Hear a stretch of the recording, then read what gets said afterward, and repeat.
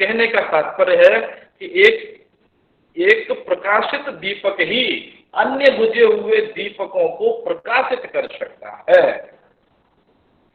अगर वो स्वयं ही दीपक यदि बुझा हुआ है, वो अन्य दीपकों को प्रज्वलित नहीं कर सकता है। इसी प्रकार से शिक्षक को भी दीपक के समान होना चाहिए, क्योंकि वो जो सामने जो छोटे छोटे बालक हैं वो कुछ भी नहीं जानते हैं। शिक्षक के बोलने का, शिक्षक के चरित्र का, शिक्षक के विचार का, शिक्षक के भाषा का, शिक्षक के व्यवहार का, इस सभी का उस छात्र के ऊपर में क्या पड़ता है? असर पड़ता है, प्रभाव। अतः शिक्षक होना सामान्य बात नहीं है। शिक्षक समाज का सर्वाधिक सम्मानित व्यक्ति माना जाता है। अतः उस शिक्षक का जो व्यापार है वो शिक्षण करना है, और वो शिक्षण कैसे संपन्न हो सकता है? अभिक्षमता के द्वारा।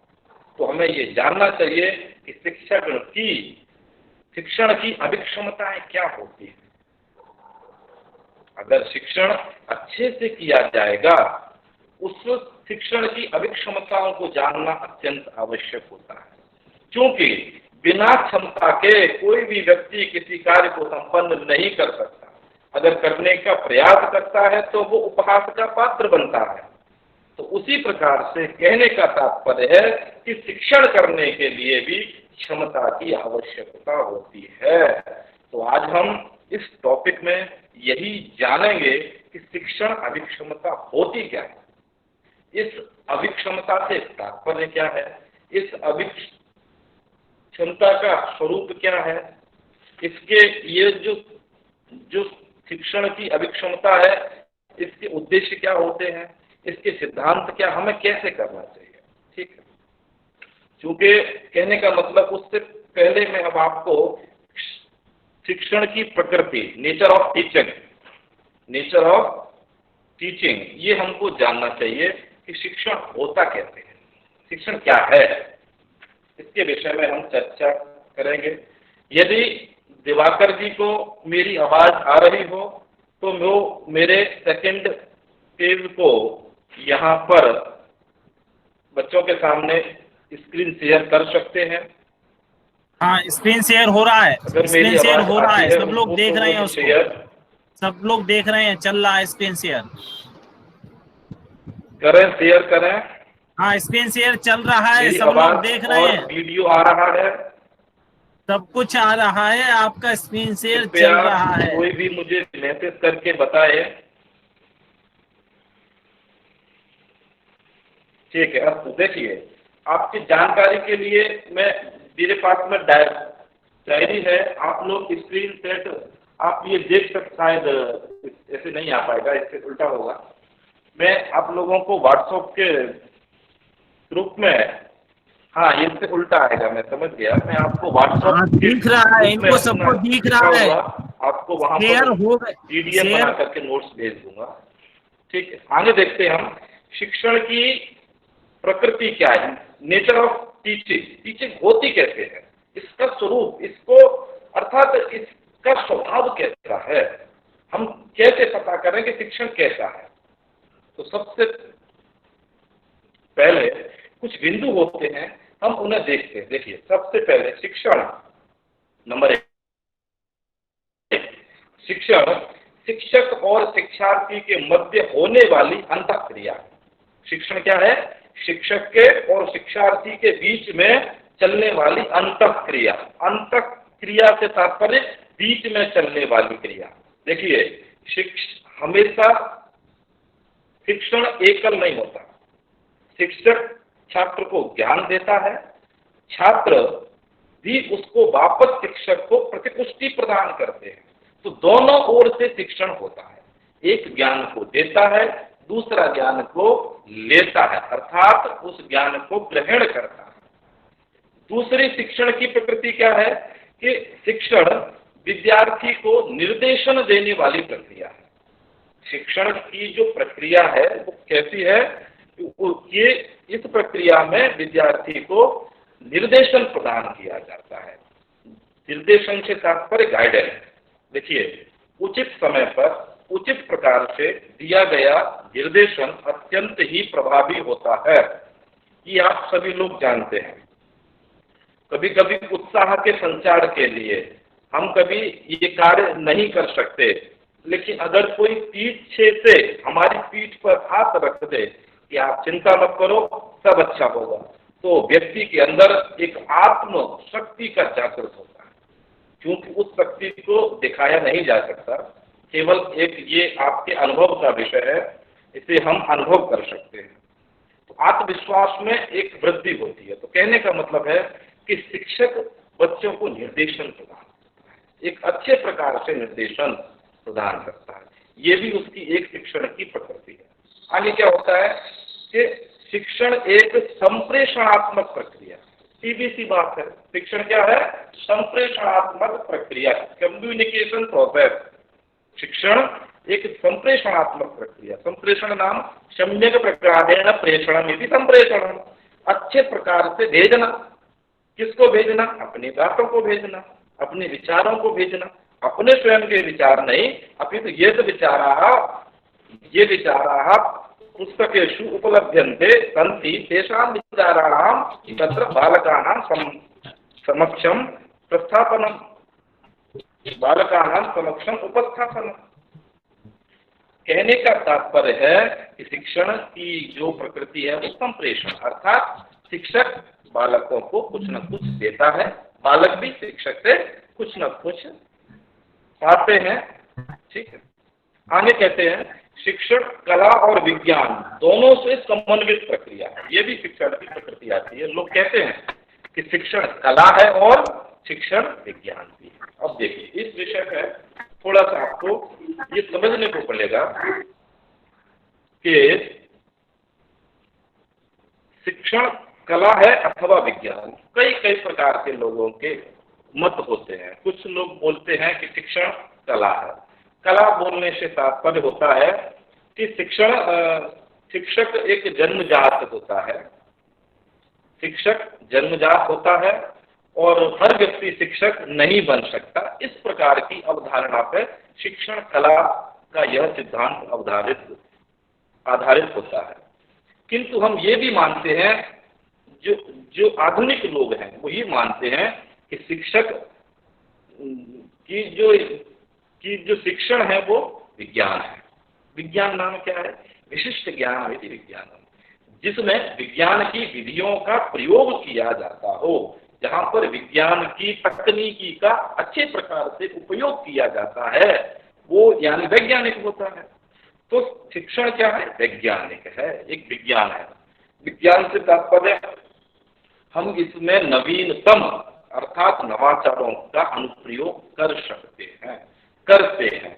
दूसरी बात, शिक्षक हम यानी एक नवीन विचारधारा जो शिक्षण को विज्ञान मानते हैं, वो ये कहते हैं कि शिक्षक जन्मजात नहीं होता, अपितु हम अपने प्रशिक्षण के द्वारा अच्छे शिक्षकों का निर्माण कर सकते हैं। वो इस विचारधारा वाले लोग हैं, शिक्षण विज्ञान है। और दूसरे विचारधारा वाले शिक्षक जन्मजात होते हैं, वो कलात्मक विचारधारा। लेकिन आप देखिए, शिक्षक के लिए कलात्मकता भी आवश्यक है और वैज्ञानिकता भी आवश्यक है। वर्तमान परिवेश में विज्ञान का समय है, अतः हर चीज को हम विज्ञान की कसौटी पर सत्य सिद्ध चाहते हैं। अगर कोई बात अगर विज्ञान के सिद्धांतों के अनुकूल है तो हम उसे स्वीकार करते हैं। तो कहने का तात्पर्य है कि शिक्षण में कलात्मकता की भी आवश्यक है, क्योंकि आप मशीनों का निर्माण नहीं कर रहे। जिस प्रकार से किसी ने कहा, एक महान शिक्षाविद के विचार हैं कि विद्यालय भी एक फैक्ट्री है। तो ये मेरा अपना मत है कि विद्यालय फैक्ट्री सामान्य अर्थ में हो सकता है, किंतु विद्यालय वो फैक्ट्री नहीं है। आप जिन फैक्ट्री की बात कर रहे हैं वहां से हम निर्जीव वस्तुओं का उत्पाद होता है। वहां पर हमारा जो उत्पाद निकलता है वो क्या होता है? वो निर्जीव वस्तु है। किंतु हमारे जो विद्यालय की जो आप फैक्ट्री है, यहाँ से जो बच्चे निकलते हैं वो निर्जीव नहीं अपितु सजीव हैं, अतः उनके अंदर कलात्मकता का होना नितांत आवश्यक होता है।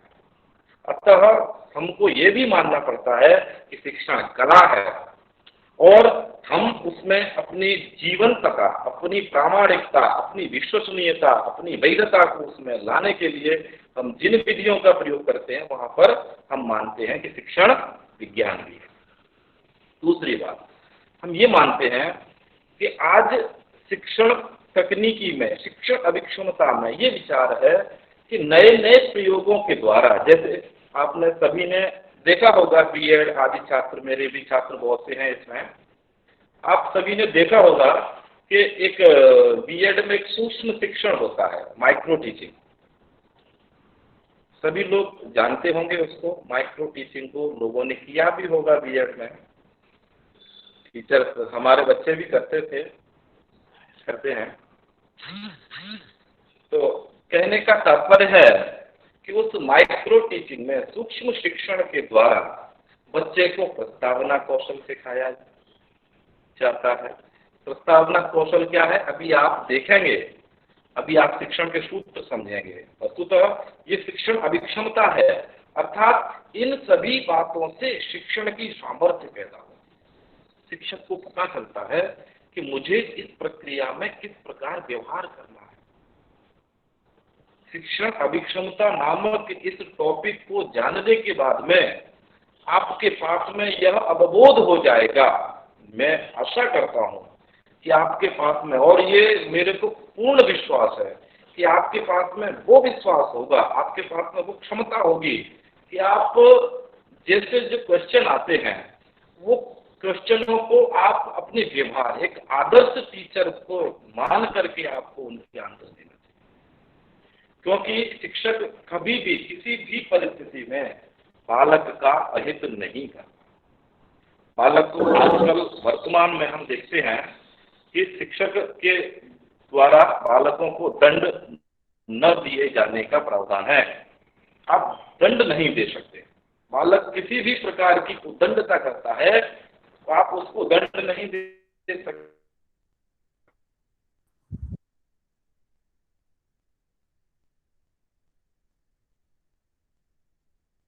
इसमें शिक्षक अपनी शक्ति का, अपने अनुभव का ऐसे प्रयोग करता है कि वो बालकों को खेल के माध्यम से भी किसी भी समस्या का समाधान करने में सक्षम होता है।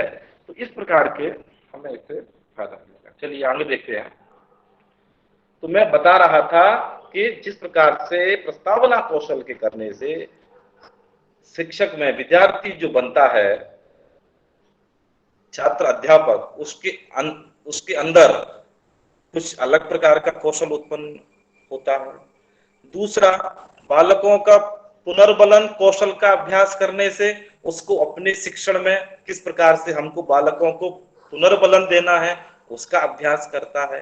तीसरा, एक कौशल, आपके कई कौशल हैं, आपने देखा होगा श्यामपट्ट कौशल का प्रयोग। तो इस प्रकार से जो शिक्षण, तो अर्थात एक एक कौशल का अभ्यास करके वहां पर एक पूर्ण शिक्षक बनाया जाता है। जब वो सभी प्रकार के स्किल्स में दक्षता प्राप्त कर लेता है तब वो शिक्षक की पदवी बनने के योग्य हो जाता है। तो उसी प्रकार से शिक्षण अभिक्षमता अर्थात शिक्षक को शिक्षण अभिक्षमता से पूर्ण रूप से परिचित होना चाहिए ताकि वो विद्यालय की किसी भी समस्या को, बालकों के किसी भी व्यवहार को, बालकों की कोई भी कठिनाइयों को मनोवैज्ञानिक सिद्धांत के आधार पर समाधान कर सके उसका। तो इस प्रकार से हमने देखा शिक्षण की प्रकृति कैसी होती है। आगे हम बात करते हैं शिक्षण की अवधारणा। देखिए, शिक्षण की अवधारणा, शिक्षण की दो अवधारणाएं हैं, एक परंपरागत शिक्षण अवधारणा, एक आधुनिक शिक्षण की अवधारणा। परंपरागत शिक्षण की अवधारणा से क्या तात्पर्य है? पहले हम देखते थे कि विद्यालयों में जो पाठ्य पुस्तक प्रणाली से अध्ययन किया जाता था शिक्षक होते थे क्लास में, एक बच्चे को खड़ा कर देते थे, वो बच्चे को बोलते थे कि आप पाठ का वाचन करो। बालक पाठ का वाचन करता था, बाकी के सभी छात्र उस पाठ का श्रवण करते थे। बाद में शिक्षक बच्चों से पूछते थे कि आपकी समझ में आ गया।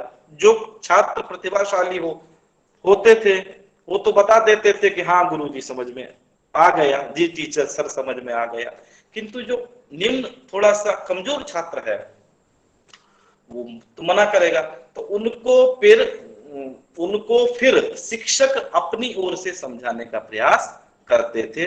तो इस प्रकार की एक परंपरागत शिक्षण की अवधारणा रही हमारे यहाँ प्राय। दूसरी अब हम बात करते हैं आधुनिक अवधारणा। आधुनिक अवधारणा से क्या तात्पर्य है? जैसे कि हम देखते हैं कि हम जब छोटे थे तो शिक्षण दूसरे प्रकार से होता था, अब जब है तो अब शिक्षण दूसरे प्रकार से, अर्थात वर्तमान में शिक्षण मनोवैज्ञानिक तरीके से बच्चों को पढ़ाया जाता है, मनोविज्ञान का अधिकाधिक प्रयोग करके पढ़ाया जाता है, यंत्रों का अधिकाधिक प्रयोग करते हैं। कंप्यूटर देखिए आप, संगणक, आजकल संगणक सबका मित्र हो गया है। बिना कंप्यूटर के हम संगणक अपने शिक्षण की या अपने जीवन की व्यक्ति कल्पना भी नहीं कर सकता। कंप्यूटर हमारे प्रत्येक क्षेत्र से संबंधित है, अत्यंत उपयोगी। तो संगणक के माध्यम से अध्यापन होता है, पावर पॉइंट प्रेजेंटेशन के माध्यम से अध्यापन होता है, ऑडियो विजुअल प्रणाली। अब आप देखिए आपके सामने ही मैं आपको पढ़ा रहा हूं, मैं कहां पर बैठा हूं और आप कहां दूर दूर से बैठ करके हम एक साथ एकत्रित हैं। तो ये क्या है कि ये आधुनिक शिक्षण है। आधुनिक शिक्षण की अवधारणा इस बात पर आधारित होती है कि हम कितने यंत्रों का, वैज्ञानिक विधियों का और मनोविज्ञान के सिद्धांतों का अधिकाधिक प्रयोग करें।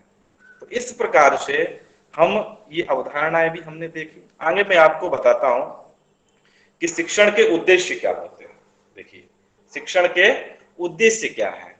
कोई भी टीचर अगर अपने विद्यालय में अपनी कक्षा में बालकों को अध्यापन कराता है तो उसके कुछ सामान्य उद्देश्य, देखिए प्रत्येक पाठ के विशिष्ट उद्देश्य भिन्न होते हैं, वो आपके पाठ के उद्देश्य हैं, किंतु जो सामान्य उद्देश्य अर्थात मेरे शिक्षण के द्वारा बालकों में ये बातें होंगी, तो वो उद्देश्य कौन कौन से होते हैं। सबसे पहले क्या है कि बालकों का नैतिक विकास करना। नैतिक विकास करना, शिक्षण के द्वारा बालकों का नैतिक विकास किया जाए, अत्यंत आवश्यक चीज है ये। अगर नैतिकता नहीं है, नैतिकता नाम नीति संबंधी, नीति से संबंध रखने वाला नैतिक। दूसरा उद्देश्य क्या है? मानवीय मूल्यों का निर्माण करना। शिक्षण का उद्देश्य ये भी होता है कि बालकों में वो मानवीय मूल्य मतलब मानवों में पाए जाने वाले मूल्य, सत्य, अहिंसा, परोपकार, दया, बंधुत्व, हिंसा से दूर होना, किशुन, चोरी चुगली नहीं करना, सदा सज्जनता इत्यादि प्रकार के मैत्री भाव, दूसरों की सहायता करना आदि जो मानवीय मूल्य हैं वो भी शिक्षण के उद्देश्य माने जाते हैं। अर्थात हमारे बालकों में शिक्षण के द्वारा ये गुण उत्पन्न होने चाहिए। अगर आपके बालकों में ये गुण उत्पन्न नहीं होते तो सामान्यतः कहा जाता है कि इस शिक्षक में शिक्षण की अभिक्षमता नहीं है, मनोविज्ञान के सिद्धांत के आधार पर भी नहीं हो सकता। आगे कहते हैं जीवन शैली को व्यापक बनाते हुए जीविकोपार्जन करना, यह भी एक शिक्षण का उद्देश्य है। अर्थात जीवन शैली को व्यापक बनाते हुए जीविकोपार्जन, क्योंकि जीविका का उपार्जन करना अर्थात आत्मनिर्भर होना, बालकों को आत्मनिर्भरता के प्रति प्रचेष्टित करना भी शिक्षण का उद्देश्य माना जाता है। आगे क्या है शिक्षण का उद्देश्य? बालकों को विविध सूचना प्रदान करना और उनके व्यक्तित्व का सर्वांगीण विकास करना। देखिए बालकों को विविध सूचनाएं इसमें प्रदान की जाती हैं और बालक का सर्वांगीण विकास करना। मैंने आपको बताया था कि केवल सर्वांगीण विकास बोलने से समस्त अंगों का विकास ही सर्वांगीण विकास हो जाता है। सर्वेषाम अंगानाम विकासः सर्वांगीण विकासः, सभी अंगों का अर्थात सभी पक्षों का, ये भी शिक्षण का एक उद्देश्य माना जाता है। ठीक है, आगे देखो, मैं आपको एक बात बताता हूं, शिक्षण के सूत्र क्या होते हैं। शिक्षण के सूत्र, ये सूत्र दरअसल क्या है कि शिक्षा में अभी वर्तमान में, पहले आपने देखा होगा कि कभी आदर्शवादी शिक्षा रही है, कभी प्रकृतिवादी शिक्षा रही है, कभी प्रयोजनवादी शिक्षा रही है, यथार्थवादी रही है, अस्तित्ववादी रही, कई वाद हैं अपने अपने। कई वादों का, उन वादों के अनुसार इस शिक्षा का अपने अपने स्थान पर अपने अपने समय में यूज होता रहा है, उपयोग होता रहा है। आदर्शवादी शिक्षा से आप लोग भली भांति परिचित हैं। प्रकृतिवादी, हाँ, जब हम बात करते हैं मनोवैज्ञानिक सिद्धांतों की, शिक्षा में मनोवैज्ञानिक सिद्धांतों का प्रयोग कब प्रारंभ हुआ, तो वो देन हमारे प्रकृतिवाद की ओर जाते हैं। जीन जैकस रूसो महोदय ने अपनी एमिल नामक पुस्तक में इस प्रकार की संकल्पना की कि बालक की शिक्षा प्रकृति के अनुसार होनी चाहिए। उन्होंने वहां पर दो प्रकार की प्रकृति के बारे में बताया, एक बाह्य प्रकृति, एक बालक की आंतरिक प्रकृति। तो शिक्षा बाह्य प्रकृति के अनुसार हो और बालक की अंदर वाली प्रकृति के अनुसार हो, भीतर। अर्थात कहने का तात्पर्य है, शिक्षा बालक के लिए है या बालक शिक्षा के लिए है। तो वहां पर बात आती है, शिक्षा बालक के लिए है, शिक्षा को बालक का विकास करना है। तो इस बात को ध्यान में दे करके वहीं से मनोविज्ञान के सिद्धांतों का शिक्षा में प्रयोग प्रारंभ होता है। अर्थात शिक्षक जो कुछ भी शिक्षण का व्यूह बनाता है, जो कुछ भी तैयारी करता है, वो बालकों के अनुकूल ही बनाएगा। किस प्रकार से बालक सहजतया और सरलतया ज्ञान का अर्जन कर सकें, उनको कोई काठिन्यता नहीं हो, इसी प्रकार से मनोविज्ञान के सिद्धांतों का शिक्षा में जिन सूत्रों के आधार पर अनुप्रयोग किया जाता है, वही शिक्षण के सूत्र कहलाते हैं। अर्थात शिक्षक अपनी विषय वस्तु को शिक्षण करते समय इन बिंदुओं को आधार बना करके प्रस्तुत करना चाहिए, जिससे कि बालक अधिक से अधिक समझ सकें और शिक्षक का शिक्षण सफल हो सके। तो देखो सूत्र, देखिए आपके सामने बताता हूं मैं। ज्ञात से अज्ञात की ओर, आप सभी जानते हैं, ज्ञात से अज्ञात की ओर, सरल से कठिन की ओर, पूर्ण से अंश की ओर, अनिश्चित से निश्चित की ओर, विश्लेषण से संश्लेषण की ओर, मूर्त से अमूर्त की ओर, और ज्ञानेन्द्रियों का अधिकाधिक प्रयोग के द्वारा। जैसे आपको बताता हूं, ज्ञात से अज्ञात की ओर, ये आपका पहला शिक्षण सूत्र है।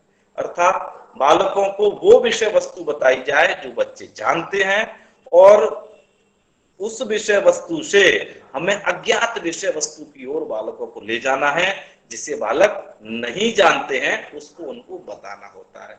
तो आप लोग जो पाठ योजना में हम प्रस्तावना करते हैं, तो प्रस्तावना का पहला प्रश्न हमेशा ज्ञात होता है, बच्चा उसको जानता है।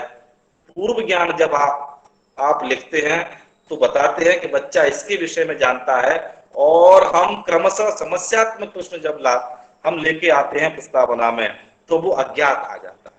तो हम बालकों को ज्ञात से अज्ञात की ओर लेकर के आते हैं। इस प्रकार से शिक्षण सूत्र होता है।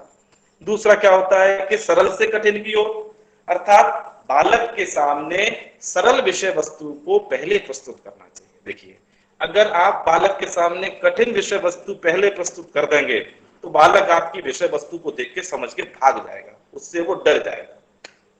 जैसे कि आंग्ल भाषा, अंग्रेजी भाषा, गणित इत्यादि जो कठिन विषय हैं, कोई टीचर आके पहले से बच्चे को डरा देता है, अरे वो बहुत कठिन विषय है, आपको नहीं लेना है उनको, या किसी गांव आदि के किसी व्यक्ति ने थोड़ा उनको भर दिया, तो बालक का जो मन अत्यंत कोमल मन है, वो जल्दी से उस बात को कैच कर लेता है, पकड़ लेता है। तो वो फिर क्या करता है कि वैसे ही विषय से दूर भाग जाता है। इसलिए बालकों को, विद्यार्थियों को हमेशा सरल विषय वस्तु पहले बताई जाए, उसके बाद उनको धीरे धीरे धीरे धीरे कठिनाई विषय वस्तु के प्रति लेके जाना चाहिए। ऐसे शिक्षण किया जाता है। आगे देखते हैं कि पूर्ण से अंश की ओर, होल टू पार्ट। सबसे पहले बालक को समग्र की शिक्षा दी जाए, उसके बाद में बालक को उसके पार्ट की अर्थात अंश की शिक्षा दी जाए। पहले बालक को हम संपूर्ण वृक्ष के बारे में बताएं, उसके बाद हम बालक को वृक्ष के एक एक हिस्से, अंश के बारे में बताएं। ये जड़ है, मूल है, तना है, पत्तियां हैं, डाली है, फल है, इत्यादि प्रकार से पूर्ण से अंश की ओर हमें अपनी विषय वस्तु भी इसी प्रकार से सुसंगठित करनी चाहिए। आगे देखिए, अनिश्चित से निश्चित की ओर। पहले बालकों का भी तार्किक बुद्धि होती है, बालकों के पास भी वो अपनी मेधा से सब कुछ अर्जन करते हैं। तो ऐसी परिस्थिति बालकों के सामने फैलाई जाए कि शुरू में बालक को लगे कि सब अनिश्चित है, बाद में वो धीरे धीरे बालक को किसी एक नए नियम के प्रति लेके जाना होता है। आगे जो एक सूत्र है, विश्लेषण से संश्लेषण की ओर, अर्थात कोई विषय वस्तु बिखरी हुई है, उसको बालकों को कह दिया जाए कि आप इसको सुसंगठित करो, तो बालकों के लिए वो एक सूत्र है। आगे कहते हैं कि मूर्त से अमूर्त की ओर। मूर्त मतलब जो दिखाई देता है, अमूर्त मतलब दिखाई नहीं देता है। तो वस्तुतः पहले बालकों को वो विषय वस्तु या प्रत्यक्षीकरण के साधन के द्वारा बालकों को शिक्षण कराया जाए, उसके माध्यम से धीरे धीरे बालकों को अमूर्त विषयों के प्रति अर्थात कल्पना, विचार आदि के लिए हमें शिक्षण कराना चाहिए। आगे कहते हैं, सबसे अंतिम वाला है ज्ञानेंद्रियों के अधिकाधिक प्रयोग द्वारा। जो ज्ञान की इंद्रियां हैं, आंख है, त्वचा है, नाक है, रसना है, इस कान है, अर्थात बालक की इन पंच ज्ञानेंद्रियों का जितना ज्यादा प्रयोग होगा, उतना ही ज्यादा बालक ज्ञान का अर्जन करेगा, शिक्षक का शिक्षण सफल होगा। देखिए, ये मैंने आपको इस विषय में आज हमारा प्रथम दिवस है, तो थोड़ा सा आपको मैंने शिक्षण के विषय के बारे में अवबोध कराया कि आप हमें शिक्षण अभिक्षमता क्या है, थोड़ा वो समझना है।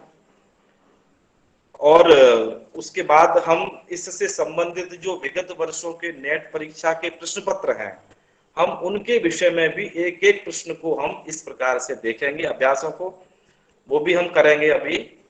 तो आप सभी लोग कृपया इसी प्रकार से जब भी कक्षा हो, आप लोगों को सूचित किया जाएगा और आप सभी लोग इस कक्षा में आकर के, मैं आशा करता हूं कि आप लोग सभी सफल हों। मैं ये चाहता हूं कि आप लोग अपने उद्देश्य की प्राप्ति में सफल हों, और हमसे जितना आपका सहयोग बन पड़ेगा, हम लोग आपका सहयोग करेंगे। और पुनः आप सभी इसमें बहुत से मेरे द्वारा बीएड और एमएड में पढ़ाए गए छात्र हैं, और बाकी बहुत जानते हैं मुझे। सभी का मैं धन्यवाद करता हूं कि आप सबके साथ मुझे एक बार फिर से मुझे जुड़ने का अवसर प्राप्त हुआ। पुनः अभी हम आने वाले पाठ में चर्चा करेंगे, पुनः मिलेंगे। कौशल, कुछ प्रश्न इन लोगों के होंगे तो प्रश्न ले लो। अच्छा, हाँ जी, प्रश्न हो आप लोगों के तो आप लोग प्रश्न भैया करो, सब लोग प्रश्न पूछ सकते हैं आप लोग। सर 3 विषयों में नेट है सर, और 4 विषयों में एमए है, तो सर से कोई भी प्रश्न होगा आप लोग लीजिए। आप लोगों के कोई प्रश्न है तो आप उससे प्रश्न नहीं तदनास्ति महोदय, केवलं व्याकरण विषयस्मिन् अहम् अस्मि, यद्य व्याकरणे अस्मि अहम् आचार्यः। हाँ, आमां, पूछिए। सर नमस्ते सर। नमस्ते। सर जो आप पहले जो क्लास के आरंभ में बताया कि हम इस भाग नेट के शिक्षण भाग को 3 भाग में विभाग किए हैं। तो पहले है शिक्षण अभिक्षमता, और सेकंड में सर क्या है, थर्ड में अनुसंधान है, सेकंड में क्या है? ये 3 भाग ही नहीं है, अपितु टोटल 8, 9, 10 भाग हैं। कई भागों में डिवाइड है। मैंने आपको उसके 2-3 के नाम बताए थे, जैसे जी कि सर। पहले तो शिक्षण अभिक्षमता, दूसरा आपका अनुसंधान क्षमता या अनुसंधान का ज्ञान, तीसरा अध्ययन बोध, चतुर्थ आपका संचार और संप्रेषण इत्यादि, पंचम आपका सामान्य मानसिक योग्यता, छठवां आपका आंकिकीय जो गणित है अंकों का वो आएगा, सातवां आपकी उच्च शिक्षा व्यवस्था। तो इस प्रकार से कुल मिलाकर के लमसम 10 भाग हैं आपके, अर्थात प्रत्येक भाग से 4 या 5 क्वेश्चन आते हैं। 5 क्वेश्चन अर्थात आपके प्रत्येक भाग से आएंगे, तो आपको सभी भागों में से 5-5, 4-4 क्वेश्चन आपको सभी की तैयारी यहाँ पर कराने का अवसर दिया जाएगा। जी सर, धन्यवाद सर। जी थैंक यू। और किसी को कुछ हरिओम। जी आम महोदय, जो गीता के अनुसार जो परिभाषा थी, नहीं ज्ञानेन सदृशम पवित्रमिहि विद्यते एकम वारमितोपि। ज्ञान के समान इस संसार में कुछ भी पवित्र नहीं है, ऐसी हमारी प्राचीन अवधारणा थी।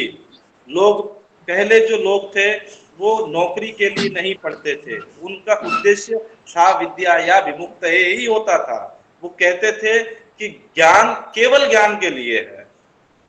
इस प्रकार की विचारधारा भारतीय संस्कृति की जो प्राचीन वैदिक शिक्षा प्रणाली है, हम उसका भी दिग्दर्शन यहाँ पर कराए थे। समझ में आया? अस्तु अस्तु, धन्यवाद। हरिओम। और जो हरिओम, हाँ, आपके द्वारा जी आपके द्वारा जो बोला गया भगवत गीता का वो श्लोक, तो ऐसा है वो पूरा, नहीं ज्ञानेन सदृशम पवित्रमिह विद्यते तत्स्वयं योग संसिद्धा काले नात्मनि विन्दति। तो अच्छा, बहुत ही पवित्र चीज बताई जी आचार्य जी। जी जी जी नहीं, आप तो संपूर्ण श्लोक बोले हैं, मैं तो इसकी एक सूक्ति लिया था। जी जी आचार्य जी, तो वही वो समझना चाह रहे थे, वो हमारे जो भी प्रश्न पूछे हैं तो कोई। महोदय, मम एकः प्रश्नः अस्ति। हाँ वदतु। महोदय, भवान् उक्तवान् आदौ सा विद्या या विमुक्तये, एतत्तु आदौ उक्तमासीत्, परन्तु सम्प्रति उक्तवान् भवान् यत् सा विद्या या नियुक्तये। सम्प्रति नियुक्त इति तत् न ज्ञातम्। अस्तु, ऐसा होता है कि हमने शिक्षा में नवाचारों को स्वीकार किया हुआ है, ठीक है, और शिक्षा में नवीनताएं बनती रहती हैं, एक धार नहीं बहती है, चलता रहता है। आजकल वर्तमान में समाज जिसको स्वीकार करता है, जो बात वही एक सत्य है। कटु सत्य हो सकता है, लेकिन सत्य यही है कि हर व्यक्ति यह प्रयास करता है कि शिक्षा वही सफल है जो नियुक्ति को दिलाए। और सर, जो फर्स्ट पेपर में होता है कि सर ये शिक्षा का परिभाषा क्या है, तो शिक्षा का सर परिभाषा ये तो सर हमारा संस्कृत के अनुसार हुआ सर। किसकी? अगर हम वो जो सर सा विद्या या विमुक्तये अस्ति तत्तु अस्माकं संस्कृत दिशा अस्ति, परन्तु वयं तु एतत् फर्स्ट पेपर निमित्तम् अस्ति, तर्हि अत्र तो भिन्न भिन्न परिभाषा वर्तते। हाँ देखिए, ऐसा है, मैं आपको ये बताऊं, देखिए मैं अगर आपको शिक्षा की परिभाषाओं के बारे में यदि बताऊंगा तो अन्य विषय वस्तु बताने में एक महान समय व्यतीत होगा मुझे। और मैं ये जानता हूं कि जो तैयारी आप अपने आप स्वतः ही कर सकते हैं, आपके पास में पुस्तकें हैं, आपके पास में, आपको पता है महात्मा गांधी की क्या परिभाषा है, स्वामी विवेकानंद ने क्या कहा, और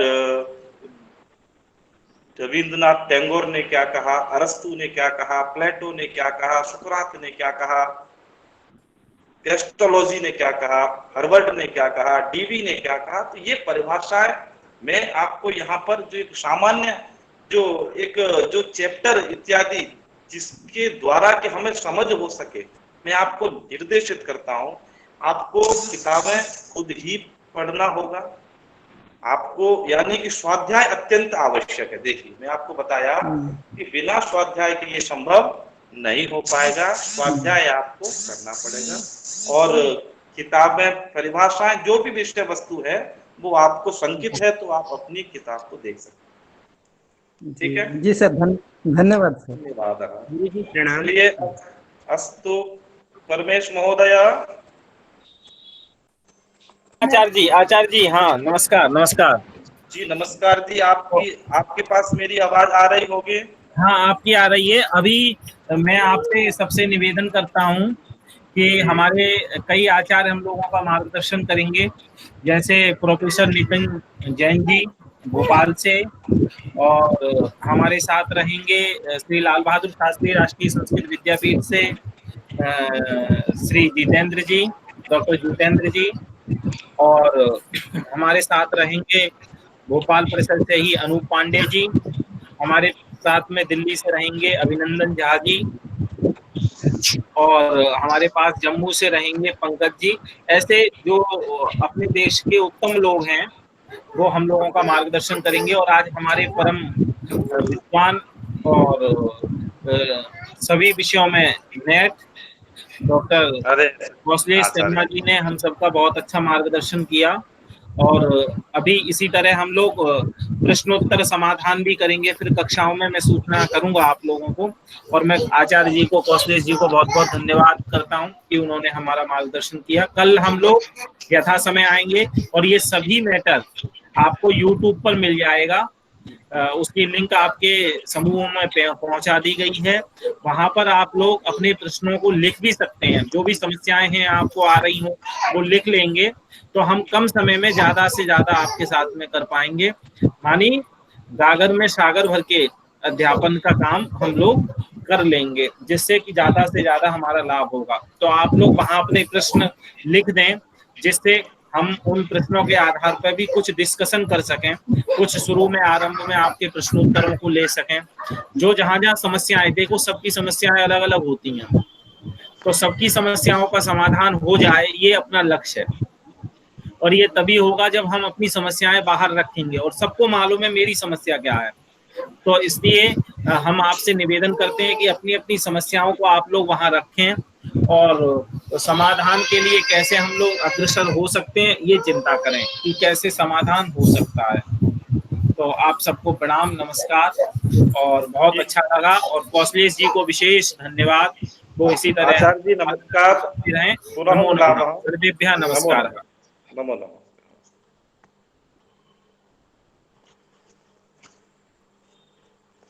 गुरु जी पुस्तक के